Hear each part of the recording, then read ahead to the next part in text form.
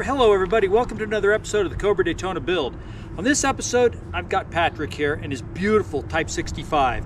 I've showed a video of his car before in a previous episode, I think back in September, October-ish.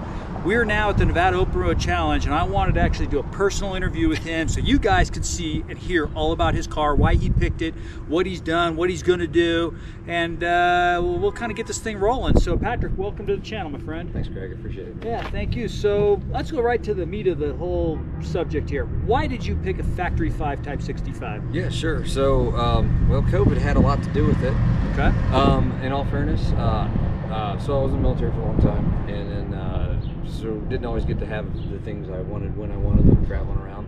So when I kind of settled a little bit in California, I've been wanting a sports car for a long time, and I was having a hard time finding anything I wanted. Everything out there, just lots of nannies, lots of electronics, lots of integration, and during COVID, you had all the time in the world to watch YouTube videos. So I saw this video where these 5 gals put together a Cobra, like the Roadster, in like 5 days, right? It was kind of a cool build, right? Yep, I know the show. That's cool.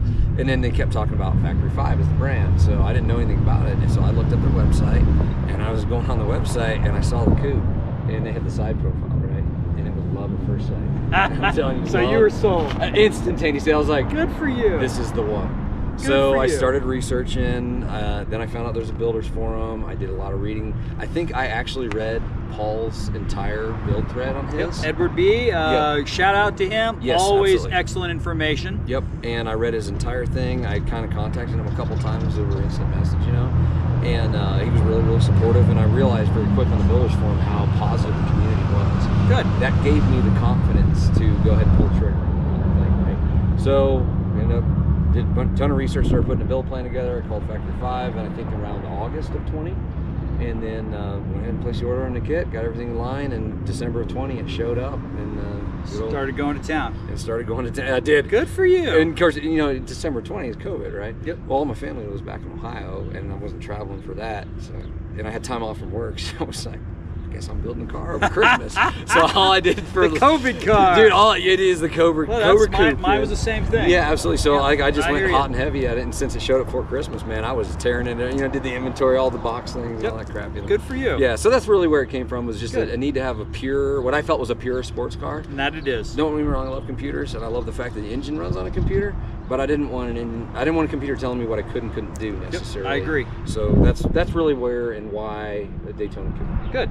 So you've done some pretty amazing things on this car, and one of the things that I really love about your car is the 19-inch wheels. Okay. The stance on your car, as you guys can see here.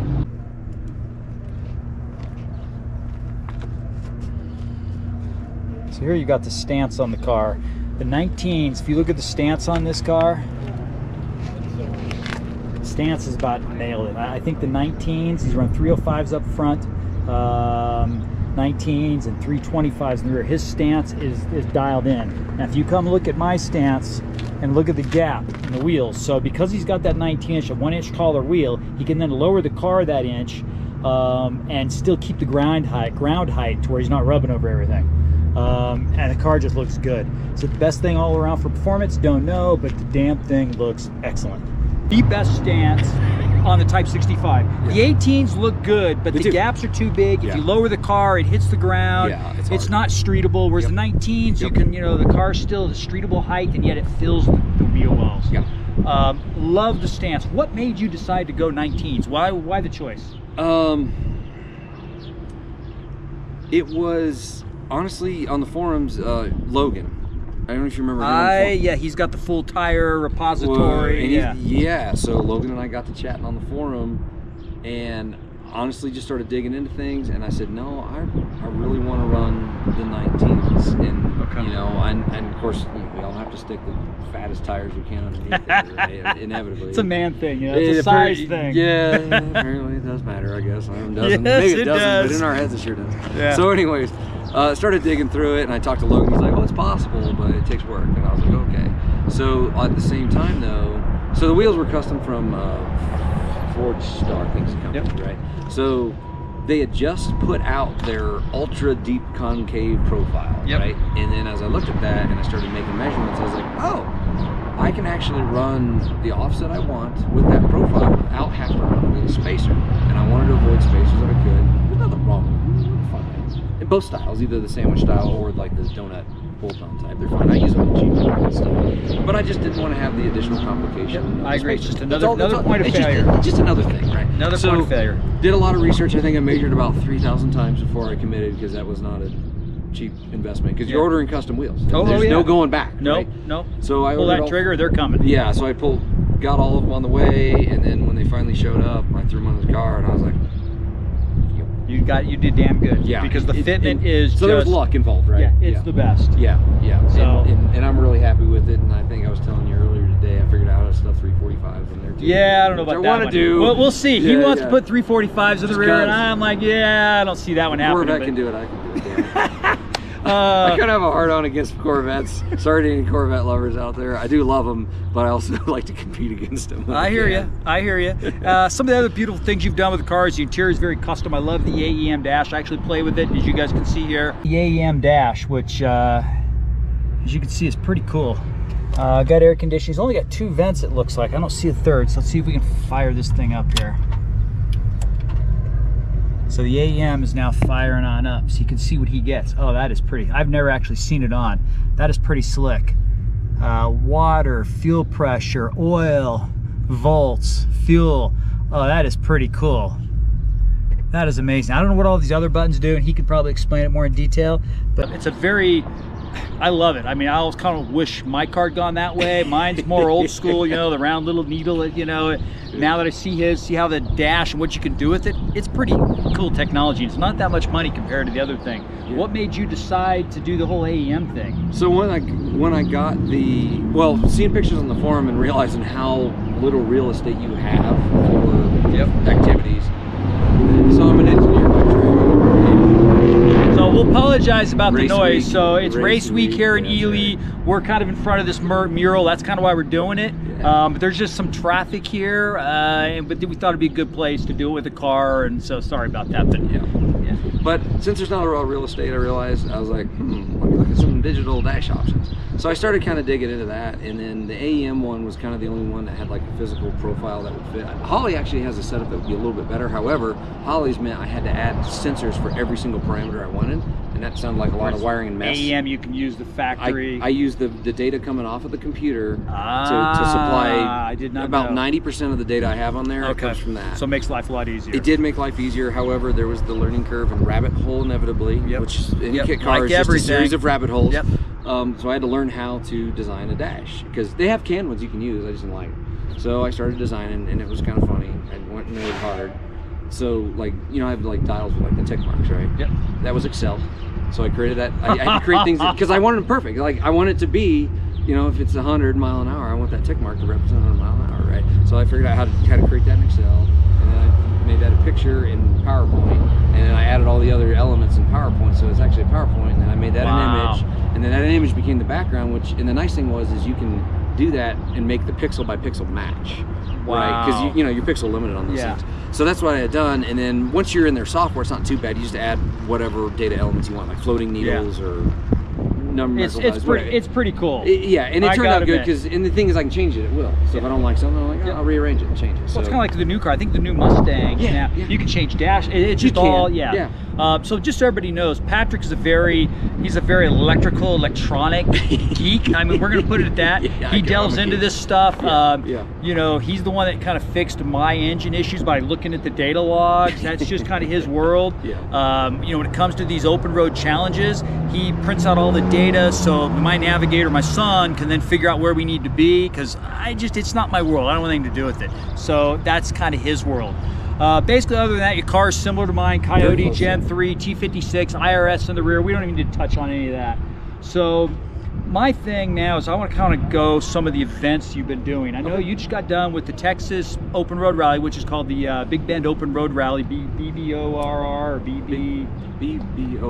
Yeah, BBORR. So he drove all the way from Southern California all the way to Texas and all the way back, 2,700 miles, you said, right? Yeah, so, and it's different than here because you end up driving a lot during the race event, because back and forth across the course is what happens. You know, and you're looking at an hour and 15 minutes to get from one town to the next. So Yeah, that's where the 2,700 miles came from. So yeah. This is your second event in the Nevada. Well, you did the Silver State. Now it's the Nevada Open Road Challenge. Yep. So this is my 5th open road race. Okay. So I did 3 in Nevada previous to this one that's coming up tomorrow, and then just the one in Texas last month. Good for you. First Texas, yeah. So this is number 5. And then I've heard that you're driving this thing all the way to Oshkosh, Wisconsin for the air show late July. I think the date of that is. So that's the plan. Yep. I'm gonna take a little bit of vacation and visit a lot of friends across the country. It's kind of a circuitous route. I'm gonna go visit friends, family along the way, maybe a couple bucket list national park type deals. Good for you. Maybe a big old loop across the country. Should be about 5,000 miles. All in that thing. Yeah. Well, it's gonna take a few weeks, so still not back-to-back driving. It's a lot of driving. Yeah, it is. Do you put like a cushion under your ass in the car? So your seats are like mine. There's not much padding there. It's a race seat. I put pads in. Okay, so that's like, what I do. Yeah, Kirky sells like the foam. They sell like foam, right? Oh, I got an Amazon and bought one of these. No, that would have been the smarter way. And it's, it's that gel. It works great. Yeah. Keeps my ass. Yeah, no, actually, I'm pretty happy with how it turned out. I was Good. like, that's not so bad. A lot of plans with the car. You're using the hell out of it. How many miles do you have on it now? 65, 66, something like that. Wow. And I just got it on the road last June, I think, technically. Yeah, because I was on the road a long time. I'm at 10.5, I think, now. But I've been on the road quite a bit longer. Yeah. I just don't drive mine like you do. Well, and here's the thing, like, when I decided to do the kit in the car, I had no purpose for it, other than I wanted to sport it. I didn't know what I was going to use it for. I was like, I'm going to build this car, and it's going to be cool. It's going to be cool. And then I got to the open road racing before I'd finished the car, and next thing I know, it's like, oh, crap, these cars are really good for these events, actually. They're a lot of fun. So now it's kind of turned into that, and now all the future plans for the car are going to be kind of based around the open race. What does the future hold for you? Do you got changes you're going to make to the car? I mean, because the car is pretty well sorted right now. It is. Nothing. What do you plan on doing? Nothing super drastic. So right now the car is good for some of the faster classes for this racing. So up to 155 speed class for that average, right? There's no issues there. It's when I wanted to make the jump to 160. So there is a major change, I guess, kind of coming that doesn't really necessarily have to do with the race. It's got enough power as is right now for all that. But I am building a 5.2 Coyote Franken motor, I guess you could call it. Gen 3. A beast. Yeah, I'm trying to build a beast. So that'll go in this. This engine's destined for another project. But that was just kind of like, I just want more power. Never have enough, right? And then never enough power. Never enough power, just not enough grip. That's kind of I guess the major change that'll be coming soon. But outside of that, to go faster than the 155 class, to go 160 or better, you need a fuel cell. So it'll be a custom fuel cell that'll be in the works, which that'll be fun because I want to kind of start stretching my CAD skills and draw that up in CAD. Yep. And then after the fuel cell, fire suppression system, but that's piece of CAD, as you know, since you have one. Yeah, I have one. Yeah, super easy. But those are the only other things I need to go faster. Okay. Well, I say that to meet the rules. To actually go faster, I think you and I have been discussing. We're going to find out tomorrow what we really need aero-wise. Because I think, Greg, you found some lemons. So we'll find out. We're going to test that tomorrow. We will on a good road. We're going to confirm. Yeah, on a good, on a road. smooth-ish highway. Yeah. We're going to test that and see how squirrely they really are above 160, and that should be pretty fun, I think. And the cool thing is we both have such similar cars where we can compare notes, right? It's going to be a lot of fun. It will be. Yeah. So my next thing with that is you held the world's record for the fastest factory 5 times 65 for about what 9 months. You just lost that yesterday. Yeah. How did that feel to lose that record? Great. It felt great because you have that record, Greg. And I love it.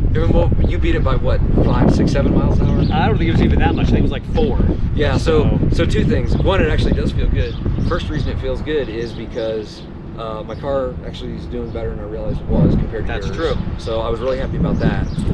And 2, you've been a great friend. You've been really helpful. You've taught me a lot about the car, period. You've taught me about all other things. You're kind of guiding me towards autocross, which I'm looking forward to getting into. Yep. So there's not a better person in the world that I would love to see break that. Well, except maybe Dave. We don't have to worry about Dave breaking the record anytime soon. But if he does, I'll be really happy about it. Up at altitude, he's put out maybe 250 horse if he's lucky. Yeah, so we have no worries about that. Yeah, absolutely. Yeah. No. So we began to apologize for the sound. We're on kind of a busy street. We just wanted a nice background, as you guys can see in the frame of the car. So we apologize for that. So where were we? Something about we're still fighting for the record of the fastest Type 65. Yeah, we were kind of basically just clowning on Dave. Yeah, hoping that Dave might actually do something. Yeah, so we're trying to talk Dave. Dave's got this little anemic little 302. Yeah. The car is very good for what it is.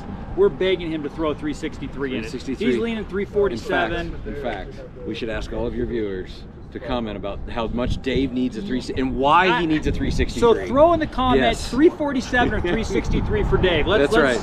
Let's hear it. It has truly been a pleasure meeting you. It's the Factory 5 Type 65 community is a very small community. It's not like, the Porsche Corvette community where there's thousands upon thousands. This is a community that's, you've got, I would say probably less than 20 guys that use these things like we do. Yeah. There's a ton of people that have them and they take them to the show and shine, all that stuff. Which is cool. But the guys that actually get out there and use these things the way they were built are very few. As I said, you've got a couple guys on the East Coast. You got Rich Carpino in Ohio, Brian down in Georgia, and then you've got on the West Coast, you've got us three, and I'm hoping there's going to be more. So we're going to get you expanded into autocross, track, and we're going to have fun, man. Good. Willow Springs, maybe. We're going to try to get down. We'll see what happens, but Willow Springs will be awesome. And as you know, anywhere you go with this thing, you try to get gas. It's a car show wherever you go. So wherever you go, it's a car show. Yeah. So definitely throw your comments up there. As I said, I'm sorry about the video or the audio quality. We just wanted to pick a place. We had a nice background. We should have went up into the mountains somewhere out in the middle of the forest, but it is what it is. So we appreciate y'all watching. Thank you, Patrick. Excellent guest. We appreciate it. Thank you, Dave.